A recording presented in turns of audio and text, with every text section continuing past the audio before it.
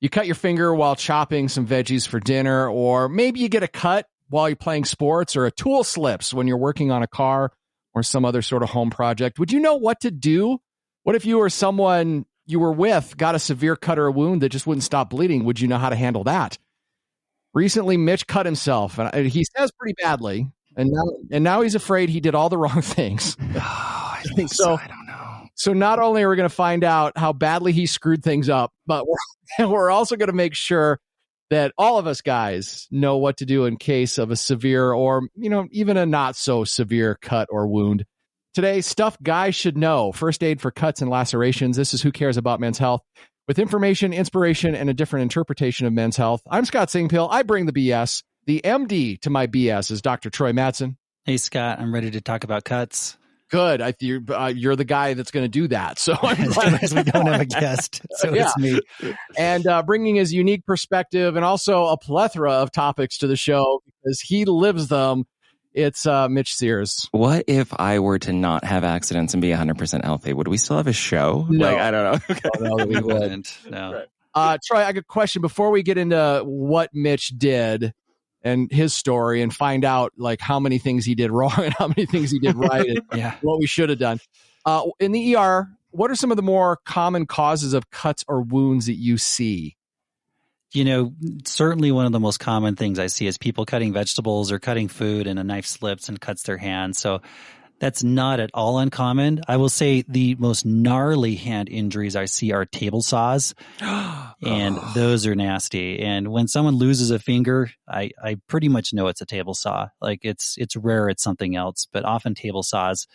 We do see really, really nasty wounds, lacerations from car accidents, things like that, where you're talking like high impact injuries and deep penetrating wounds. Certainly we see people with knife wounds, stab wounds, that kind of thing as well. But in terms of just stuff that's going to happen to you on a regular basis, we're probably talking about cutting vegetables or cutting something and slicing thing for dinner and the knife slips and get your hand. That's the most common thing. Was it last year that everyone was getting avocado hand? Where they were like, oh my, yeah. Yeah, exactly. And there was actually an article published on it, a case series of people who had avocado hand from cutting avocados and the knife slips and cuts their hand. So yeah, that's a new, I don't know that it's a new injury, but something we're seeing more of. And that's because they're holding the avocado in their hand and they're just, I guess I'm trying to figure out what's going on. They're holding because this is what I do. And probably I shouldn't be.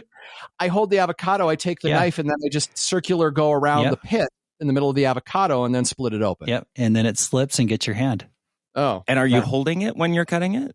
Yeah. Yeah. I'm the same way. Yeah. Yeah. See, I don't do that.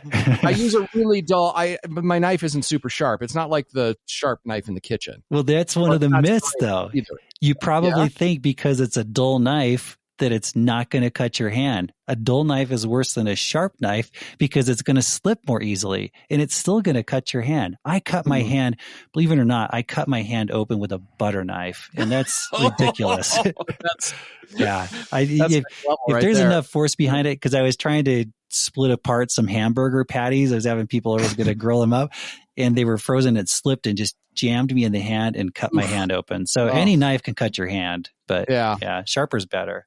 And also the rule is never cut towards you when you're cutting something, I've heard. Sure. Yeah. Like, if you're cutting tape on a box or you're just cutting anything, especially like if you have to put force behind it and you're pulling it towards you, that could be bad news. Oh, absolutely. Yes. All right. So the most common thing, knives. What about like if people are out in the wilderness or recreating? I mean, do you see cuts, recreational sports, those sorts of things? Or is it really truly the knife is the biggest enemy here? Well, there's pocket knives if you're out in the wilderness. Occasionally, very rarely, you might see someone who gets kind of impaled by a branch or something. And I can say from personal experience that happened to me while I was skiing once. Like a branch got me right in the neck, and it was one of those things where I just hold my hand up on my throat and I'm like, that did not get my carotid artery to hit. Like I'm not like spewing blood out, but you can occasionally see things like that. Chainsaw injuries. I have seen chainsaw injuries as well, where people are cutting, and as you take that motion down across the log, it maybe it kind of slips or goes too far and gets their leg. So I have seen very rarely, but occasionally bad injuries from chainsaws. In terms of other wilderness stuff, I will say, and I think my brother-in-law is okay with me telling this because he's told the story many times and my wife has told the story many times, but we took him skiing and his skis crossed and that sharp edge on the ski, that metal edge got him in the shin and sliced his shin open. So brought him home, sewed him up, got him back on the mountain. He was still kind of oozing some blood out of it. So when he wrecked, right? Because lift passes aren't cheap. So exactly. If you're gonna pay, you're gonna use it. So after that, when he would wreck, because then he had blood in his stow pants too. So when he had wrecked, you would just see blood going down the kind of on the snow. So you got to figure all these skiers there seeing blood on the snow. We're like, whoa, this is crazy. Anyway, those are some of the wilderness injuries I've seen. All right. So I think we need to differentiate, right? There's probably different types of cuts or wounds. I mean, is there a classification that you as a doctor use, a minor cut versus something that's more serious? Do they have names or anything? Not necessarily. We probably think more in terms of the location of the cut and the depth of the cut. Oh, okay. So certainly cuts in the neck are very concerning. There's so much there you can injure that's very serious. Abdominal penetrating injuries, we really worry about something that hits the bowel, the spleen, the liver, and there it's more about the depth. Beyond that, certainly I think about tendon injuries and ligament injuries. So if it gets your hand, is everything moving okay? The face, we're worried a lot about cosmetic outcomes and some of the issues there. If it's a laceration where it's like a jagged sort of thing or it's removed tissue. I should mention as well, just the reality is we do see lacerations also from animal bites. That's probably a common one I should mention also from dog. And cat bites. Yeah.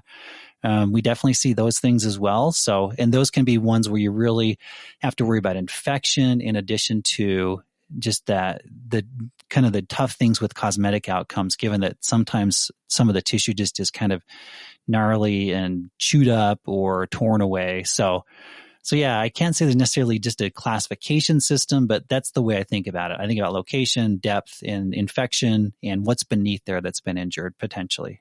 All right. So as we go through this, we're going to try to help give some information and learn ourselves, Mitch and I, what to do if, somebody we know or ourselves, we get some sort of a cut and maybe when to make that decision that this is beyond our skill set. Mitch, I'm curious. So you cut yourself. That's a common thing. You cut yourself, right? You're kind of clumsy. Is that what you've told us before? Yeah, I'm pretty clumsy. Okay. It was the person who lived with me before had the most intense first aid kit. It's a gigantic fish tackle box. Nice. Because of you? Because of me. And Okay. so, it's pretty well stocked. And he left it before he moved out. So I'm really glad that he did. But All right. it's embarrassing. Yeah. No, that's So great, I was just even thinking, if this happened to me, if I got a cut, I would have some things I would do. But I don't even know where I've learned them. Mm-hmm. I don't know where I got this information. Mitch, when you cut yourself, how did you learn how to treat it? Was it Boy Scouts or your parents or action movies? How did you cut yourself first? Oh, washing dishes. A dish broke or? Yeah. Well, we'll talk about it in just a second. I'm laughing and that's not cool, Yeah. but I was picturing after I said action movies, I'm picturing Arnold Schwarzenegger in an action movie doing dishes. Ow. Yeah. Yeah, you need a better story, definitely. I know. No, but we're going to keep it real this time. Yeah, let's go through. Let's find sure. out what you did, and then Troy can comment on was it right or was it wrong, and then we can kind of go outside of your experience. Had it been worse, what should you have done, and et cetera. So let's just walk us through it. Sure. So I'm washing dishes. And I have a large red wine glass in one hand, and I have a sponge in my right hand, and I had put it down into the bowl of the red wine glass and was going back and forth trying to get the edge. And somewhere in that motion, somewhere where I'd held it, it's a cheap IKEA glass, whatever, it split at a 45-degree angle, and a big chunk fell out, and as I was coming back and around the back side of my right thumb, it went over and in. It was really it was not super sharp. So it was real jagged, real bad. And so I was then bleeding all over the place. It hurt really, really bad. I tried lifting it above my head for a minute, trying to see if I could like... And the blood's dripping on your head? Oh, yep, it's coming down. I'm looking around, trying to find something to like apply pressure. So I grab like the dirty dish towel, which now I'm wondering like, oh, should I have put a dirty dish towel on there? So, well, like how dirty was it really? I mean, were you it's not like there was dirt on it. Try and clean Which dishes. is, some food, just like little bits of food scraps or whatever. Nothing too terrible, right? But now I'm holding that on. I'm lifting it above my head. I run into the bathroom. I pull it off. It's still bleeding real bad. So I turn on the tap and I stick it underneath. It starts stinging really bad. Yeah. I'm now worrying that like, I live in a 100-year-old building. Like, is the tap water actually worthwhile? Is it gross? Am I just adding all of these germs into it? I don't know, right? And then I'm like reaching over with my other hand and pulling out, the first aid kit and opening up this giant tackle box. I grab the hydrogen peroxide. Ooh. And I give it a quick once over and it starts bubbling and everything hurts like, a mother. And then I was like, oh no. This maybe is too, and it's still bleeding. And so then I'm like, okay, here's what we'll do. I have some alcohol swabs. I'll hit it with some alcohol swabs, right? I'm going to make sure that this big thing doesn't, get bad, right? Nothing's going to live in there. We're going to go nuclear, right? Wow. Right. And then so I'm like, I'm now, again, hands still above. The blood has slowed enough that I was able to get like a scooch of like Neosporin in there. And then I got these big old waterproof Band-Aids, and I was able to get one on long enough that it was able to kind of like stop the leak. And I don't know, it kind of it bled through that Band-Aid. I changed it a few times that day, and we've been okay since. So, all right. Yeah. Interesting. Yeah. Yeah, interesting. Well, Mitch, honestly, I don't know where to start after hearing all that. But it's a great example because I think those are all things that every one of us would think about doing. Is, in the moment, we're just like, well, what do I do? I'm bleeding all over the place and I'm worried about infection and I need to sterilize this thing. And I heard about hydrogen peroxide and I heard about lifting my hand over the level of my heart and I heard about washing it out. But so I can't blame you for anything you did there. Well, because, you hear all of these like little one-offs, right? And it's just, and so you kind of hodgepodge together everything you know. Yeah, exactly. So the first thing you did is you lifted it above the level of your heart. So you lifted it above your head thinking that it straight up would help.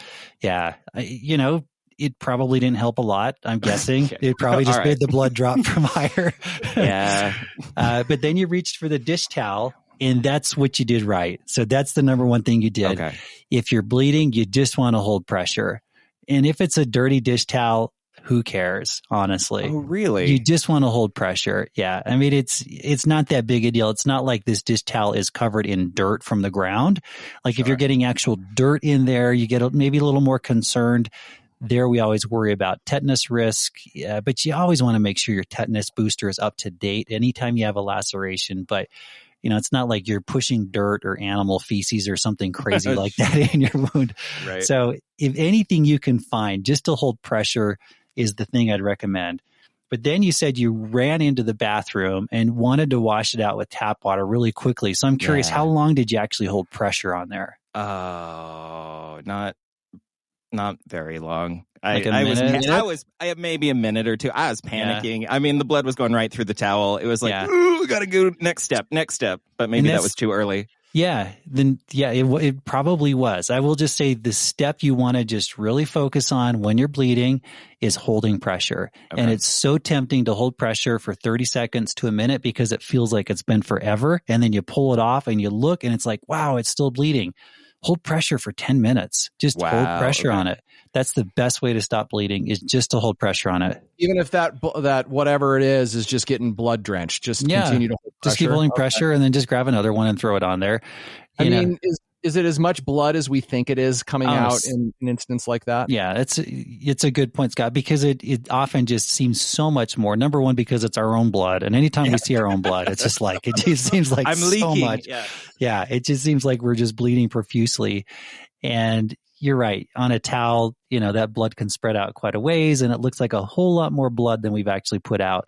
But the bottom line is just keep holding pressure. That is the number one thing you can do to stop the bleeding. Yeah. What's going on then? Like just a couple sentences. Don't overwhelm us with your medical knowledge. But just like, what's putting pressure on it doing? Yeah. Holding pressure, number one, allows the blood to sit there and coagulate. If the blood's just running off, it's not going to coagulate or form a clot, and it lets those clotting factors in the blood sit there and accumulate, so the bleeding will stop. So number one, putting pressure stops the blood from coming out. Number two, it allows that clotting process to take place. Okay. So that's the number one thing you can do. Hold pressure, sit there, just keep holding pressure. Don't feel like you need to move to the next step, which I think, Mitch, in your mind was washing it out, which would be the next step eventually, but just keep holding pressure. Okay. So then hold pressure, and then you do need to wash it out after that. So like after the bleeding stops, then would you get the hydrogen peroxide or the tap water or the alcohol or the Neosporin? I did everything. That's a great question. You did everything. The only thing on that list I would recommend is the tap water. Oh, really? So a couple of reasons for that. Number one, tap water, even if it's in your old apartment that's 100 years old and you're worried what's in the pipes, I guarantee that tap water is perfectly fine to wash it out. Studies have even been done in the emergency department looking at washing out wounds with tap water versus with sterile saline, water that has nothing in it. And these studies looked, what's the infection risk? There's no greater infection risk with tap water. Totally same outcomes. So if someone comes to the ER, so if someone comes in and they've got a laceration on their hand, I just turn on the tap water in their room, lukewarm water, and I just say, put your hand under this for 5 minutes. Just let it run over it. Just let it wash it out really well. And that's what they do. Just do the same thing at home. Just turn on the tap water. Just make it lukewarm, not too hot, not too cold, not uncomfortable, and just sit there with your hand under it. Or, if it's a laceration somewhere else, maybe you're trying to do this in the tub, but usually it's going to be a hand that you're doing this with. But just let it run over it. Doesn't have to be a lot of force. You're not trying to shoot stuff through it. You're just letting it gradually just run through it, wash it out. It's going to clean it out just fine. So, and the thing you did there, Mitch, too, you grabbed the hydrogen peroxide and the alcohol swabs, because obviously you're thinking to yourself, I'm so concerned about infection. I've heard I need to use hydrogen peroxide. I need to sterilize this thing. I don't want it to get infected. I will just say here to everyone, just never use hydrogen peroxide or rubbing alcohol on a wound. Really? Yeah. The reason you don't want to do that is because, it's going to kill bacteria, but it's also going to kill healthy tissue. So all that tissue that's exposed there in the wound, it can kill that tissue off, and it just makes it harder to heal. It makes scarring worse. So just don't do it. You don't need it. Your body's going to fight off the bacteria just fine. Well, when I was growing up, it was always hydrogen peroxide. Always, always, always. Every scraped knee, everything. Like mom or dad would always get the hydrogen peroxide, roll it on. We've all been there, and it hurt like crazy, and it just added insult to injury, and we just, made us cry. You're right. But it doesn't help. I know that we've all been raised that way, and intuitively you think, I've got to get this thing as sterile and clean as possible, but the tap water is going to do the trick. Just let that tap water run over it. Your body will fight off infection. The hydrogen peroxide, it's just going to do more harm than good. So just don't use it. I don't recommend it at all. And it just, like I said, it kills the healthy tissue off. And what about the alcohol? What about alcohol in a wound like that? Same idea. Rubbing alcohol. Okay. Yep. Same idea. It's going to kill off healthy tissue. Exactly. So it's just, it's not something you need to use. And I don't recommend it. So really we're just looking at two essential steps here. And I know when you see something like this, you really feel like you have to do so much for it. But the two things you just need to do is hold pressure, hold it, keep it there. Don't feel like you need to move on to the next step. Just make sure the bleeding stopped. And then when the bleeding stopped, you can just wash it out under some lukewarm water. And it might bleed a little more as you're doing that. It's not going to usually open up and really bleed a ton, but if it's bleeding too much, then just take it out from under the water, hold pressure again for 5 to 10 minutes, and then go back to washing it out. All right. And what about Neosporin after the fact? Does that help? Neosporin or any other antibiotic ointments really typically are not necessary to get rid of infection or prevent that. I do tell people you can use it on a wound because it's probably more just because it creates a moist environment. It helps that wound reduce the scarring. I don't know that it helps it heal up any faster. It's not something where you need to feel like I need to get Neosporin on this right now. Like as it's healing, you could put Neosporin on it twice a day under the Band-Aid, and just creating kind of a more of a moist environment helps with wound healing. But the antibacterial antibiotic component of Neosporin, I don't know that makes a big difference. All right. So 2 steps. Wow. Okay. Yeah. So Keep it pressure simple until it stops bleeding, and then rinse it with tap water. If it starts bleeding again, apply pressure. Just kind of keep doing that.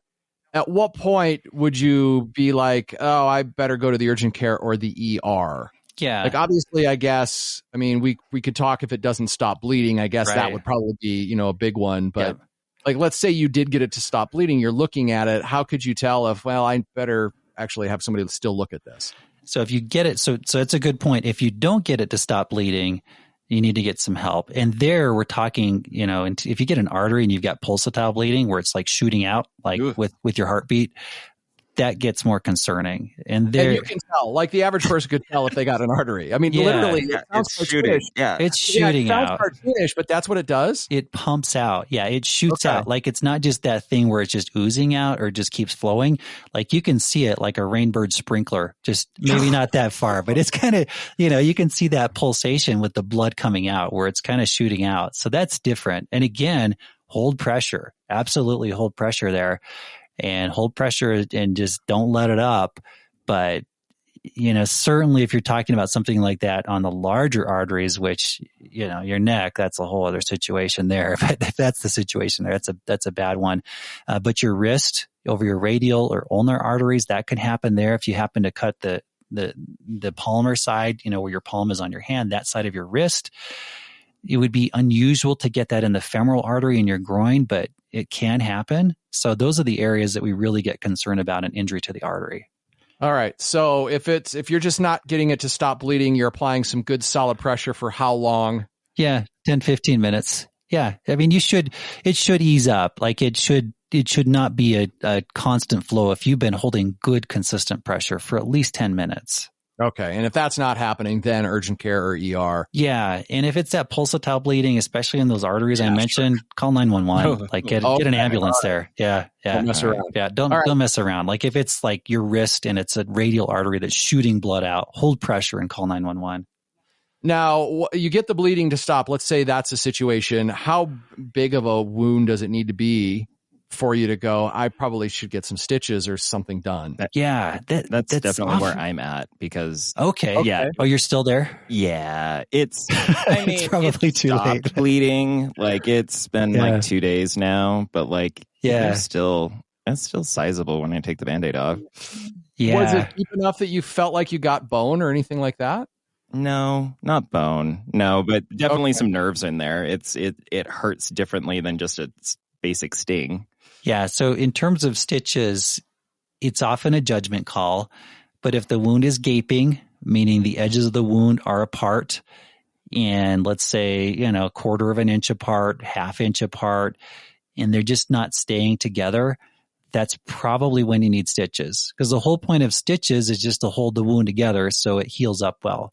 And the reality is all wounds will eventually heal. They're all going to fill in. It just may mean it leaves a bigger scar, or it takes longer to heal, or you could have an increased risk of infection because it's sitting open for longer, where the stitches close it up and prevent that. But it is a little bit of a judgment call.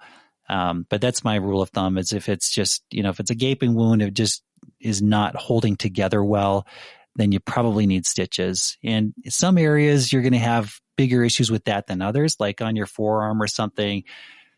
You could probably hold it together pretty well with a Band-Aid versus something over maybe a little further up your arm, kind of near your elbow, where it's bending and it just keeps popping it open. That's just not going to heal up well unless you've got stitches holding it closed. And then there's cosmetic considerations too. Like if it's gaping, it's not going to heal. You're going to have a bigger scar. So yeah, you are. Yeah, okay. yeah, you're going to have a much lower threshold to come in for something on your face than on your arm or your leg. Right. So yeah, definitely. And that's something we always think about with the face is the cosmetic concerns, and we're much more likely to sew something up, or even in some cases where it's pretty minor, you can use just the tissue adhesive, just like the super glue for the skin. And that works really well. Like we use that in the ER, and you can get some stuff over the counter that's not quite the same thing, but it's pretty close. And you can even try using that stuff too. Because that was going to be my next step, and I didn't know whether or not that would be a good idea or a bad idea. Yeah, and that's tough. The reason it's tough is because the longer a wound stays open, the more you just need to leave it open to heal, because, well, there's kind of a fine line there. So typically if someone comes in the ER and they tell me, let's say you came in and you've had this wound and it's now been 2 days. And let's say I looked at it and I said, we need to put stitches in that. I would say we can't do it right now because it's just been open for too long. Now, that being said, sometimes we'll give it a few days, like 3 or 4 days, and then at that point we'll do what's called a delayed closure.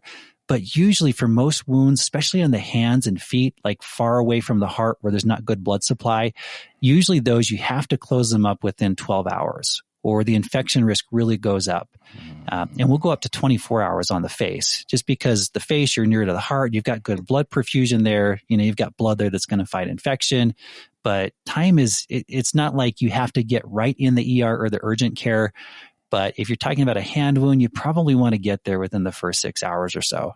Can they stitch in the urgent care? Oh yeah. That's that's a great place to go. Yeah. And then they can do all their other assessment, because you got to worry about the stuff underneath there too. Like I said, if there's nerve damage, if there's tendon damage, we always worry about lacerations that go into the joint as well. Like if you cut deeply and it goes into the joint or gets the bone, things like that, they can get x-rays. They can do all that evaluation there. And worth getting that looked at then. And that's pretty, would you say that the person, if somebody cut into a tendon or cut into a joint or something, they would know? Usually you're going to know. It's possible to partially cut the tendon.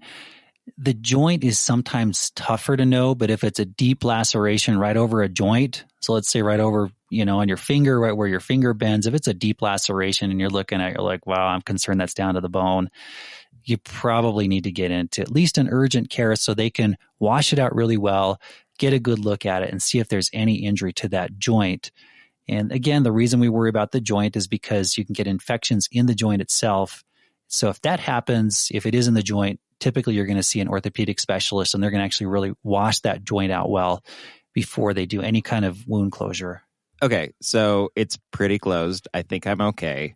But if I keep an eye on it, if it's been exposed, whatever, what about signs of infection? What am I looking for, and when is it I need to go to the doctor to see what's going on? Yeah, so definitely redness around the wound. Okay. That being said, though, every wound as it heals is going to get kind of red. That's just part of the inflammation process of healing. So as that process is going on, you're always going to see a little bit of redness around a wound. But when you really see a lot of redness and warmth where it's expanding maybe an inch or two beyond the borders of the wound, certainly if you're seeing pus draining from the wound, and that's kind of tough too, because as part of the healing process, you may see kind of a clear drainage from there sometimes. But if you're actually seeing just this kind of yellow greenish stuff coming out of it, that gets concerning. And then beyond that, sometimes as things really get worse, you'll start to see these red streaks going up your hand or going up your arm. That's much more concerning for an infection. And something I always worry about with the hand is if you cut, say, on your hand, on the front part, like the palmar side of your finger, if it gets down in the tendon, you can get an infection along the tendon. And usually there, you're going to have a lot of trouble bending or straightening your finger. And if you push along that tendon as it goes up your hand and then up from there, it really hurts all along there. Okay. And sometimes the finger gets really kind of fat and swollen too. So that's definitely more concerning for infection. But big thing is redness and drainage. Fevers, if it gets really bad, you may have a fever. All right, Mitch, how you doing? I'm okay. It's all kind of I just feel dumb. It's I don't know. I cut myself washing dishes, and then it's just oh man, maybe I should have gone into the urgent care. Like I told you, I sliced my hand open with a butter knife trying to split frozen hamburgers apart. And then the worst part of that is you know, I guess I was too embarrassed to go into work. It was more like one of those things like, I don't want to go in. Maybe it was more that like, I just don't want to deal with this. So I just washed it out really well. I held ice on it because that kind of numbed it up. And then I grabbed some stitches and I stitched it up myself. And that's what I did. So sometimes you just don't want to face your coworkers. No, you really don't. I just like, I don't want to deal with this. I don't want to go in. So you still think maybe you should have gone to an urgent care or an ER then, Mitch? Or just based on some of the things that he was saying, how it kept bleeding for a while after. It was me more like putting Band-Aids on top, trying to like keep it from overflowing, and then just with how like wide it has stayed over the last day or two, it's like, oh, I probably should have gone and got a stitch. Yeah, and it's tough though. I bet if you had held pressure for longer, it would have stopped bleeding a lot faster. Probably. That's a tough thing with Band-Aids. They're going to absorb blood. Yep. But they're not really putting a lot of pressure on there. So in Mitch's case, the bleeding did eventually stop. What about like severe cuts? You hear that maybe you should use some sort of a tourniquet or something like that. Is that a good way to apply pressure or not so much? Yeah, the old Boy Scout manual makes it seem like you got to put a tourniquet on the second it happens. Oh, I know. It really does. And that's something I learned in Boy Scouts too, is the value of a tourniquet. I would say avoid a tourniquet at all costs.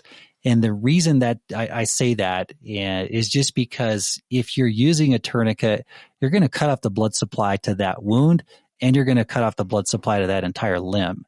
So there's a chance. Not only are you not going to bleed out of the wound, you're going to lose that limb potentially. So if you use a tourniquet. That being said, very rarely a medical transport team will use a tourniquet, and that's in a case of life-threatening bleeding.